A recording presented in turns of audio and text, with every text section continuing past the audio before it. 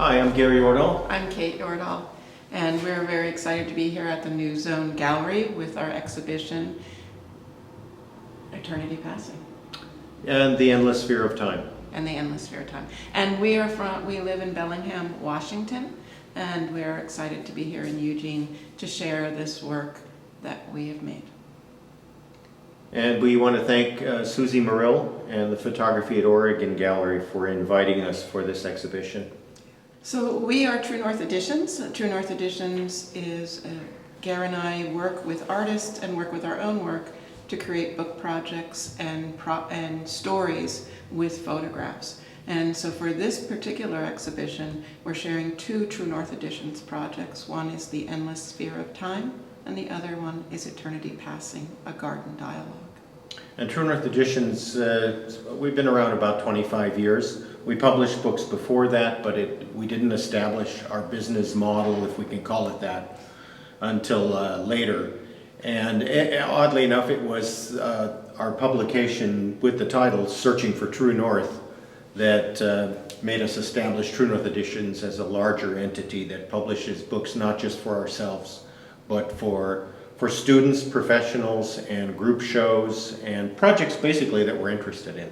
So we have created about 40 books over the years under True North Editions. I have always worked in a style of photography that sees beyond the periphery. I was strongly influenced by cinema and cinemascope films from a very early age, and liked the idea of being engaged beyond what the pinpoint view that we usually observe day to day when we talk to each other. We see what we're looking at, but in reality we perceive what is all around us. So I've gone from working with a panorama that goes out like this to a panorama that goes above your head, and then this is almost a melding of my career, because I discovered this unusual lens that sees completely round. In fact, I'll just hold it right up here and you can see that it is reminiscent of an eye. And so it is basically including all perception, in my opinion, up, down, and left, right. So The Endless Sphere of Time, Geir started photographing with the spherical lenses. He had a number of different lenses, everything from 8mm to 20mm. And it was probably about 20 years of photography. And we started talking about the book. I found sample chapters probably back 10, 12 years ago, where we worked together in a very fluid way of looking at the images, crafting the chapters, thinking of a sequence. And the book is bilingual in English and Norwegian. We used the poet Rolf Jacobson's poetry, and we worked very closely with the translator for the English, Roger Greenwald, and in fact commissioned him to translate a few additional poems because we wanted those poems with the images. And so when you see Geir's photographs, the spherical lens will sometimes create very much of a globe. Sometimes it will create a crater that you walk into. Sometimes, because of using the different lenses, it is more of a flat field. And as you go through the images, you as a viewer travel visually. All of these are truly made in the camera. The lens, there's no cropping afterwards. The image on the sensor, because these did end up, he started First 3 years were film and didn't quite get the qualities we wanted out of the film to be able to make prints of this size. And so as the digital sensors improved, we started working with he started working with the digital cameras. And so on the sensor, it is a black square with a round circle in the middle. Unfortunately, the 50-year-old lens would mount on the old with an adapter to the new camera. So that was very convenient, so I could keep working with the prime lens. And this is the most experiential of the lenses, and that's really the key here. These I see each globe as hopefully a viewer entering a world. I would like them to enter that world, and it'd be a much longer interview to talk about what each world means to me, but each one has a significance through my journey, my spiritual almost journey through life. And then, but not to project that, but hoping that a person can then enter that world themselves and see what it means for them. And when you see a lens like this, it's possible that some of the images the object is that close to the lens because it's so wide angle, something like the sunflower or a few others. And so Geir is very much literally in the landscape to make these That was images. the most difficult thing to get a hold of, because these lenses are ridiculous to work with. And at first you think this is impossible, but if you see yourself as a choreographer and you're moving constantly on a stage, but all your actors are there, your subjects in the scene, whatever you've chosen, but they can't go anywhere. And so you're going around like this with this round thing. And as Kate said, the sunflower image, for example, the center of the sunflowers is virtually touching the lens. But you can't make a picture where it feels like that. Everybody has seen we found a fisheye lens, let's go to the face and make people look ridiculous with a nose elongated. And those are all well and good and fun, but it doesn't last.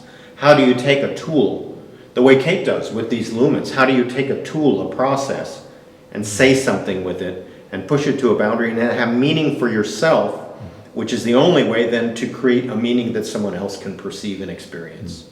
And we worked very hard in taking the sequence of images and the poems, and so that the poems and the images talk to each other. In all of our books, we often use poetry, and we never want the poems to be captions or the images to be illustrations. Instead, it needs to be two art forms that stand next to each other and enhance the viewer's experience if they're willing to put that energy into the viewing. That key word, the poetry and the pictures have to be synergistic. They have to add to more than what they are in themselves. Very well said, Kate.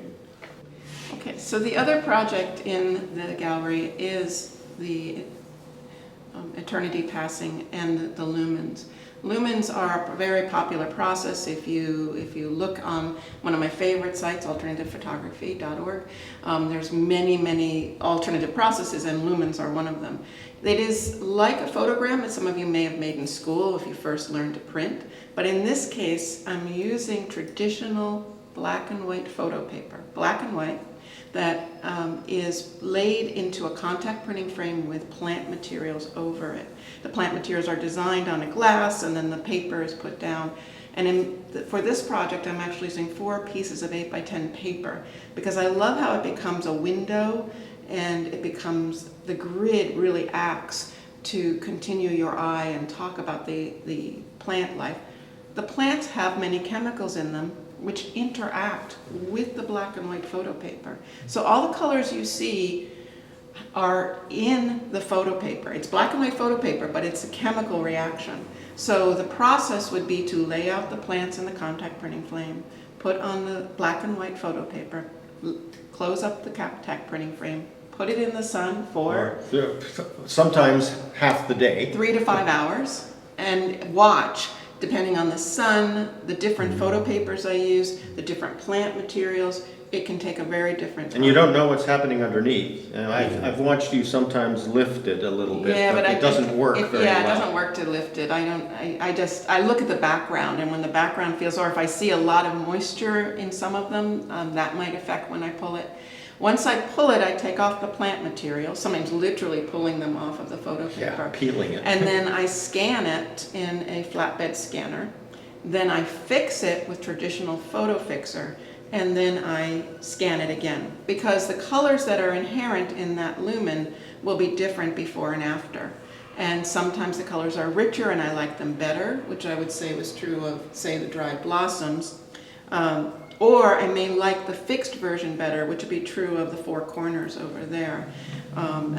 That it just depends on the plant materials, on the photo paper that's used. I used all different brands and types of photo paper to do this. And the melding of technology is really exciting. When she has one and you can see little tiny hints of color that are there, and you're able to use today's technology to adjust it and say, well, what's in there then? It's almost as though you're an astronomer. Those pictures we see of the universe, of the galaxies, those colors in a sense, or I guess technically really aren't there, but they're there. That's sort of what's happening here. You're bringing out what I feel like she's bringing out the language of the plant. This is all photography has an ephemeral nature, but this is the ultimate because it's fleeting. The plants are there and they're gone, and she's bringing that what we're seeing in the world without seeing it. It's miraculous. Yeah, and it's exciting because you don't know, based on the light of the day, based on the particular plants, and based on the particular photo paper, exactly what you will get. Now the fabric pieces are like sending your, everything else in this gallery we printed ourselves on a Epson printer, Epson 7500, 24-inch printer. But the fabric ones, it's like sending it in to be printed anywhere. I send a file to a company and I get back the blankets that have been woven. And what I love about the process of these is that they're actually woven and they have all the different colors of in the pictures. They've translated it. And right before the show I was going to get a couple more, and I can't, and the process isn't being done anymore. My assessment is it became way too expensive for the company to do it because this is a loom. This isn't every color of thread is on the loom. So it's very, very they're just very special to me. They allow the images to speak in a more abstract way. They create another texture in the gallery. And we really love organizing shows. It was so exciting to hang the show and have that conversation, just like between the poetry and the pictures and the books, between the sphere of time and I love also, Kate, that it adds this tactility. And yesterday when we had a large number of people here, I saw someone just sneaking like this, and I would run over and say, please, touch more. Just don't pull it down. Well, yeah. One of the things that is limiting and why I don't use glass. These are a new paper I work with that's printed on bamboo, and it has a life, and so much of art is under glass, and you can't really experience it. And so that's one of the reasons that I think this works really well with what I'm working on over there, and I love touching it myself. Yeah, so the Sphere of Time is on Hahnemühle bamboo burita, which is a very, very photographic. Clay coated. Yeah, and the lumens are on bamboo, traditional bamboo, which is it feels much more like a watercolor paper. When you can feel and thank you to Hahnemühle for their support in our project. They supported the Endless Sphere of Time. They were one of our sponsors. Wonderful. Well, we invite you to the exhibition, which is at the New Zone Gallery through August, and hope that you'll come to see it. We are returning to Bellingham, and so we won't be able to be here. But we do invite you to contact us through our website, truenortheditions.com. A beautiful space, very family friendly as well. So bring the whole family during the summer and see some artwork. And they will, New Zone Gallery, the New Zone will have our books, both the Eternity... Only a few, by the way. Only a few. Eternity Passing, which has the different lumens in it, and Poetry by Sarah Teasdale.